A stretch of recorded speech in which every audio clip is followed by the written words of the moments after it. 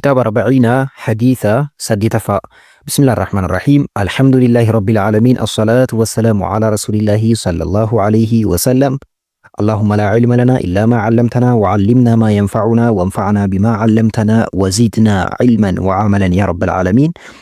الحديث حديث الثامن سديتفا. عن ابن عمر علم عمر رضي الله عنهما، الله جر لمان الرهجالة أبا في علم جتشو، أن رسول الله صلى الله عليه وسلم إرجم ربي صلى الله عليه وسلم قال جئ مال جراني أمرت أججمي أن أقاتل لولوتي الناس نما لولوتي أججمي جران هنگ مالت أنيتي حتى يشهدوا هنگ رقابة هنيتي أن لا إله إلا الله، هنگ برمان الله ملي أكا هنجر هنگ رقابة هنيتي، وأن محمد رسول الله إرجما الله تجرني هنگ إسان رقابة هنيتي إسان لولوتي أججمي جران، ويقيموا هنگ إسان دابانيتي الصلاة صلاة، ويؤتوا هنگ كنتانيتي الزكاة زكاة. فإذا فعلوا ذلك سن دلغن، فإذا يوججو فعلوا دلغن ذلك سن يو إسان سن دلغن كمين جنان وانا مدبريكنا يو إسان دلغن عاصموا تكفتن مني أنرى نرى تكفتن دماءهم إيغا إساني وأموالهم قبين إسانيس إلا بحق الإسلام، حق إسلام ماتين ملي، حق إسلام مان إتين إيغني إساني قبين إساني إتين جيغو يوكان فلتمو إيامون ألتي إسا وانتو تكنين تكفتن يجوم. وحسابهم هرقني إساني على الله تعالى والآن تأئرتي تعالى كيسان هرقو واي كيس إساني كبيكو ربي قبا كان إسا وانتو تكنين دلقنان قبين إساني إيغني إساني تكفى ماذا. رواه إسو ديسير حديثة كان البخاري فيه ومسلم إمام مسلم. حديث نكون حديثة صحيحة إبسا بريدة برباتيسا إبادة نموتني مسلمة هنتين هدون إساني حديثة كان قبات إسلام من كيسان إيغانا مجيس ساجدا درقاما نما أمنسي ساجدا وانجدو كاساني إن شاء الله. ديبي كان والقباتو رقا وجين ديبي قوبسا إسنيف نكنا حامة أمراتي وجينا إلالو. حديثة كان عبد الله بن عمر توديسي يا عبد الله بن عمر بيكا مالا نبيي مال جتوران إيغاني نما لولو تي أجيزامي جراني نمني إسان لولو تي أجيزامي جرام كون جرام كون أجيزة كان كيسات إنو الناس كجدو نمني إسان إتي لولو تي أجيزامان كون إنو. حديث بروتيني أمرت أن أقاتل المشركين جران. حديث كان إمام النسائي وديسي مشركوتان لولو تي أجيزامي جران، مشركوتان لولو تي أجيزامي كناف نمني إسان لولانين إنو مشركوتا مشركة هندا لولمو ويس مشركة كمي لولالاتا نمو هندا نما إسلام ما هنقابني هندا لولو قباني كجدو غافي مرتسارا ميتي نمني لولموني نما إسلام ما اللولي نما إسلام ما اللولي كإسلام ما فولدور الآباتي دعوانا كان جيفمني كان إسلام ما أكهين بابل إفهمني نمني وان أكسي دلقو إتيني لولماني. ربين كنا كناف آية قرآنة يدبت مالجتا وقاتلوا في سبيل الله الذين يقاتلونكم ولا تعتدوا. حديثة كان نمون يدو مالجدو حديثة سري متي نبي محمد دبا نجيشا كان أفاني سانيتي مباو جرن حديث نصحيح حديثة سري دا هي كاي صوبتو برباكيسا آية قرآنة حديثة برو والاتلالو برباكيسا توقع چكو فداتانيتين كبيرو ديسون سري متي. ربي مالجدا سورة بقرة كيستي آية دبتو كوف سجل تمرد لولا جدا إسانن كرارب إسانن إسنين لولان كرارب بكيسا لولاني جدا بقى نما نول لولين لولا مالي نما نولين لولين نما لوتين دبتين هنتوكنو كناف نما إسلام ما هنقابني نما نول لولو دافروفه نلولاني كوني جرقاما. كناف نبي صلى الله عليه وسلم ورون نسان لولوني الزمان إنو نموتكن نيجو نما مسلم هندين جلقا دعوات تجيسن إسلام ما يسافرسيسن فدو وفدتو باته حديثو إسلام ما كيسان نما جرقون انتو.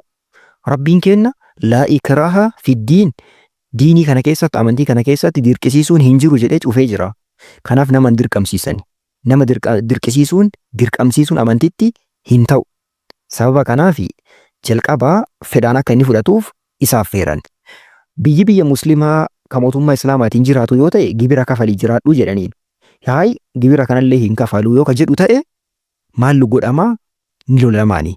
Kanaaf Rabbiin suuraa Tawbaa keessatti maal jedhee dubbatee قاتلوا الذين لا يؤمنون بالله ولا باليوم الآخر ولا يحرمون ما حرم الله ورسوله ولا يدينون دين الحق من الذين أوتوا الكتاب حتى يعطوا الجزية عن يد وهم صاغرون.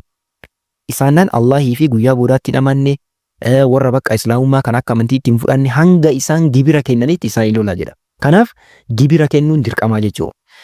Sheekul Islaam Ibn Taymiyyaan kitaaba isaanii Majmuul Fataawaa isaanii keessatti waan kanarraa kaasanii muraadni hadiisa kanaa maali jedhanii itaalul muhaaribiina alladhiina adhina Allahu fi qitaalihim lam yurid qitaal almucaahadiina alladhiina amara Allahu biwafaa'i cahdihim.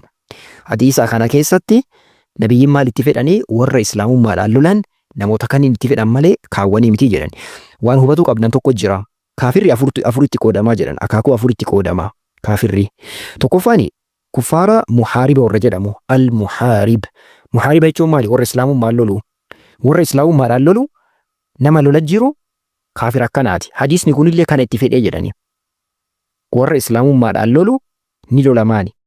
Lammaffaani dhimmiyyiiga jedhama. Addimmiyyi jedhama. Dhimmiyyi jechuun maalidha? Biyya mootummaa islaamaatiin bultu keessatti namni kaafira ta'e tokko osoo jiraatuu barbaade maal godhaa? Gibira kafalee jiraata. Gibira kafaleetiin adeemsi kaafirri biyya musliimaa keessa ittiin jiraatu kaafirri sun maal jedhama? Kuffaara dhimmiyyoota jedhama. Addimmiyyi jedhama. Inni sadaffaani al-mucaahad jedhama. Mucaahada jechuun maali? Muslimootaa fi warra kiristaanotaa jidduu waliigaltee jira. Waliigaltee nagaa. Waliin tuqnu nagaa wajji jiraannaa rakkoo kamuu walirraan hin geennu jedhaniitiin waliigalteedhaan akkana wajjiin jiraatan kaafirran sunniin maal jedhamu? Mucaahada jedhamu. Nama kanallee ajjeesuun haraama. Nabiyyi sallallahu alaihi wasallam namni mucaahada ajjeese jedhan lam yaraa raa'ihatal janna jedhan hafuura jannataa hin argatu jedhan inkwaan jannata seenuu miti hafuurri jannataa waggaa 40 nama dhufaa jedhan subhaanallah. Kanaaf ulfaataadha. Inni afraffaani musta'amina. Musta'amina jechuun maali? Nama biyya muslimaa tokko keessatti namni kaafiraa tokko nama muslimaatiin nagaa na godhii akka rakkoon kamuu narra hin geenne akka nan ajjeefne bakka qabeenyi kiyya akka naaf tikfamu na tiksii jedheeti nama muslimaa tokko dhufe yookaan mootummaa muslimaa tokko dhufe mootummaan islaamaallee akka hin tuqamne jedhee nagaa isa godhee osoo ka jiraatuuti akka haala saniin musta'amana jedhama kuni. Ittaan seetiin musta'amina kana keessaa kaseenu keessaa tokko maali jedhanii ulamaa'iin ergamtoota. Fakkeenya ergamaan tokko biyya kaafiraa irraa gama biyya muslimaa osoo ergaa tokko qabatee ka dhufuuti nama akkana kanallee ajjeesuun hin ta'u dhorkaadha. Kanniin keessaa gosa kaafiraa afran kanniin keessaa ka ajjeesuun ka loluun eeyyamamu kamii? Ka tokkoffaa san qofa muhaariba ka jedhamu. Kaafira namaan lolu kaafira islaamummaa afoo dhaabatu lolamaani.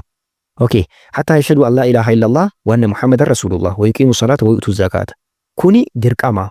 Namni tokko yoo kanan dalagini salaata yoo hin salaatu jedhe isan dirqanii garuu mootummaan islaamaa qaadii biratti murtii mataa isaatiin itti murteeffamaa jiran. Zakaa namni tokko soka zakaa dhoggatuuti osoo jamaan hedduun ka dhoggatuuti mootummaan islaamaa yoo isaaniin loluu keessa maslahaan jiraate isaaniin lola akka Abii Bakr dalagee jechuudha. Garuu namni dhuunfaa osoo ka dhoggatuuti yoo humnaan irraa fuudhanii jedhani. Zakaa humnaan irraa fuudhamaa jedhani. Yoo kana dalagan faayidaa fa'aalu zaalika asamu minni dimaa'ahum wa amwaalahum illa bihaqqil islaam. Illa bihaqqil islaami ka jedhu sani haqa islaamummaa ka jedhu sun maalidha waan jedhu nabiyyiin keenya sallallahu alaihi wasallam hadiisaan ni gaafataman.